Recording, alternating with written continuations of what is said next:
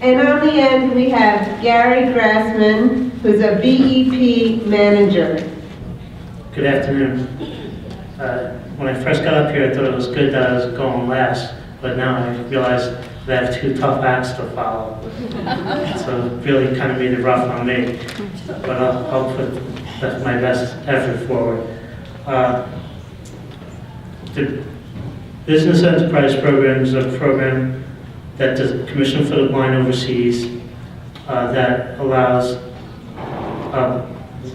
blind and legally blind people to go to work in their own businesses in mostly government buildings. And after not getting some of the proper skills that I needed in high school to go on to college, which I found out in college that I didn't get some of the skills that I should have had to be successful. I was speaking to my Commission for the Blind counselor and letting know the frustrations that I was having with college, and he made the suggestion about the Business Enterprise Program. And after hearing what he had to say, I was definitely interested in looking at the possibilities of entering this program. So I went and observed a manager in his own store and saw that this was a great opportunity, so I decided to go for training.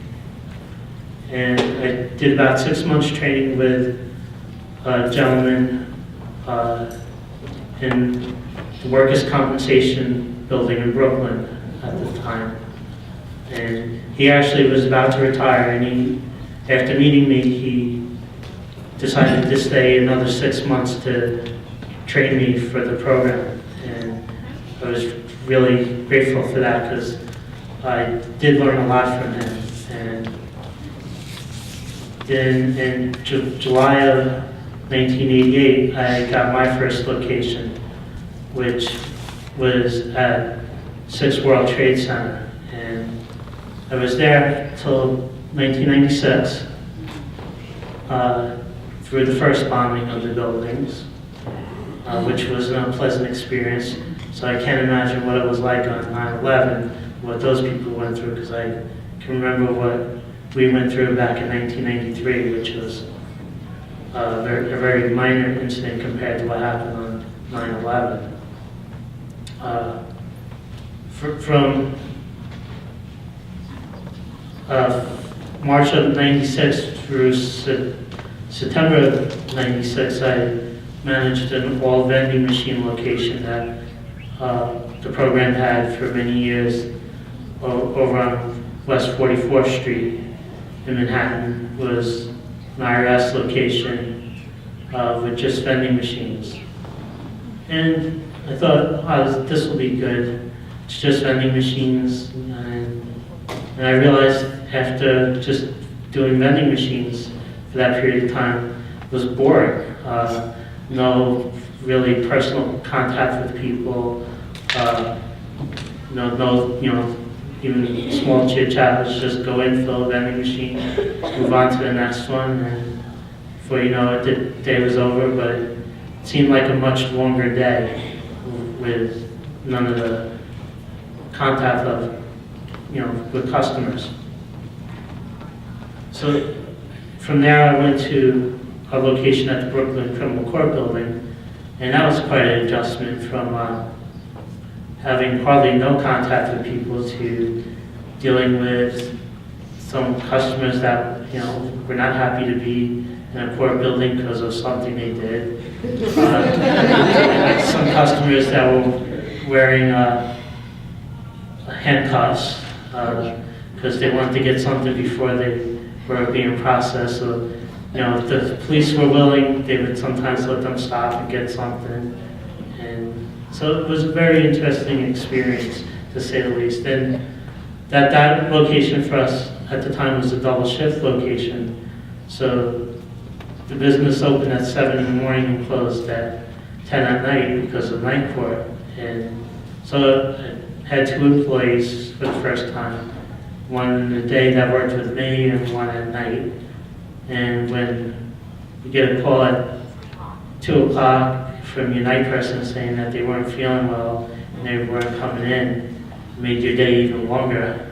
And then commuting home and, back to work by 7 the next morning. So I realized that multiple shift opportunities aren't the best opportunities, but so I had to wait till there was a promotion opportunity to come along. And eventually one did in 2003.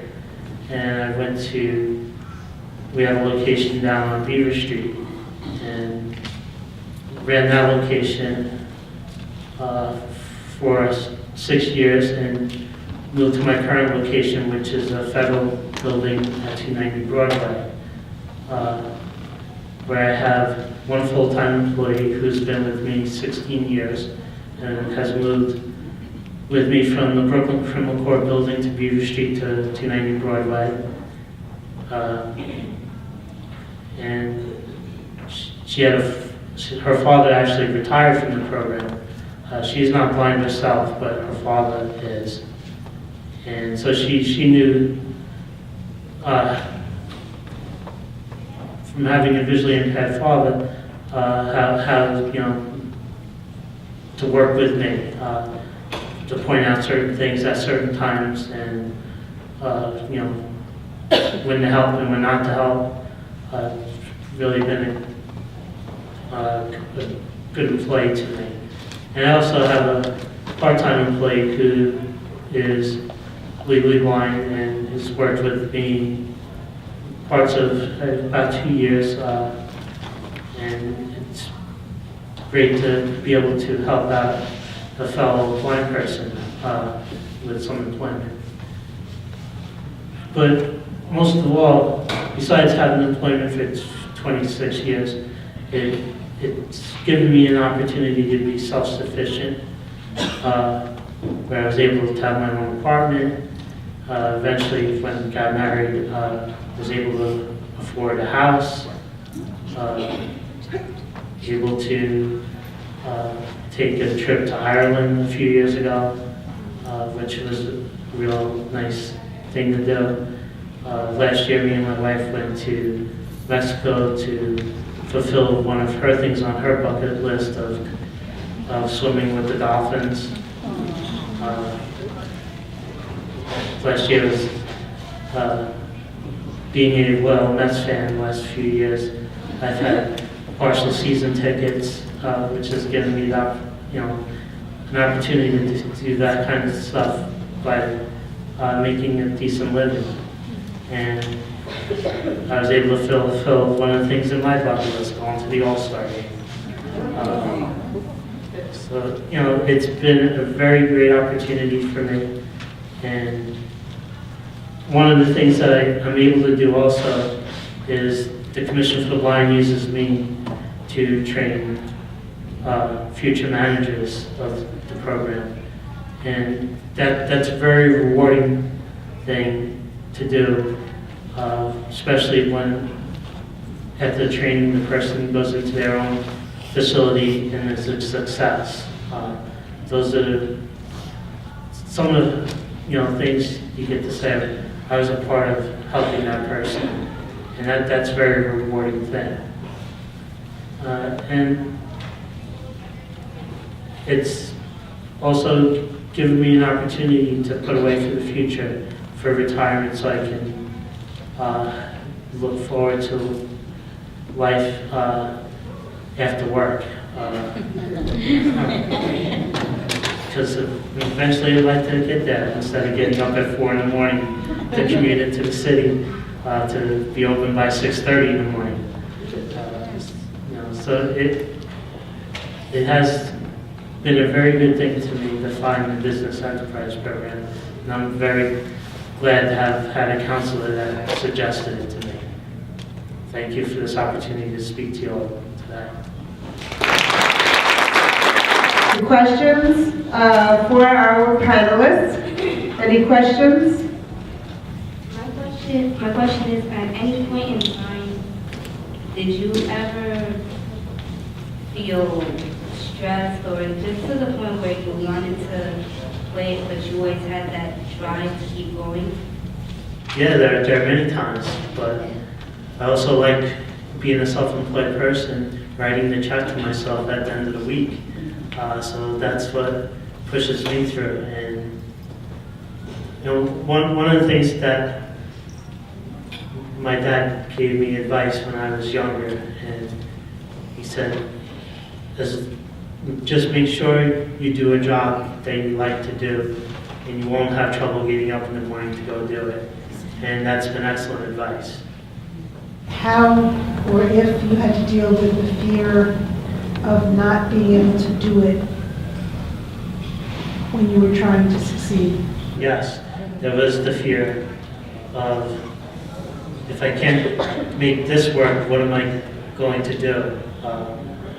And even though I've been doing, like I said, this 26 years, even when I've switched locations, there was always the fear of being nervous. And I switched locations after being successful for 21 years, and I was still nervous and had the fear of moving on to something else. And but sometimes you just got to push yourself through the fear, and at the end, you see this success, and the fear goes away.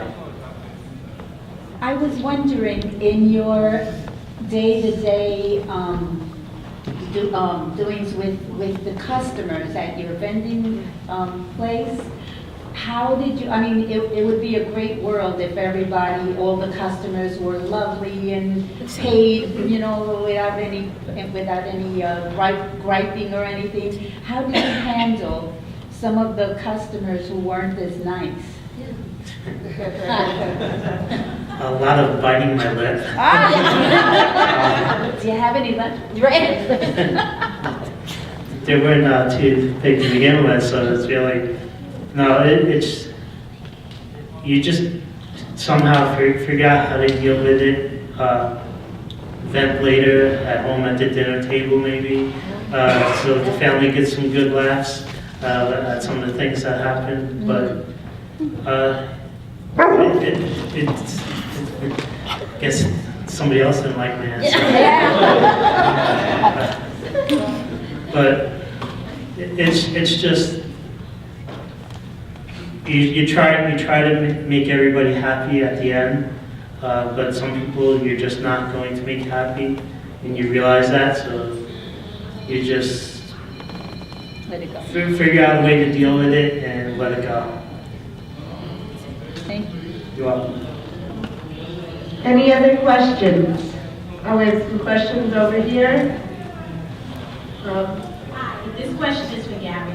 If we had someone that we wanted to get into the business employment program, how do we go about doing that? If they have an open case with the Commission for the Blind, they should speak to their commission counselor or go and have their case open with the Commission for the Blind and express an interest in the Business Enterprise Program.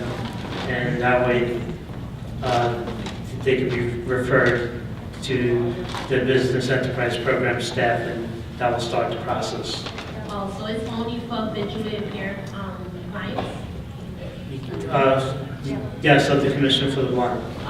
Thank you. You're welcome. I have successfully worked as an able-bodied person before my disability. I'm not sure how or if you had to deal with the fear of not being able to do it when you were trying to succeed. If you had that fear, and if you did, how you were able to overcome that.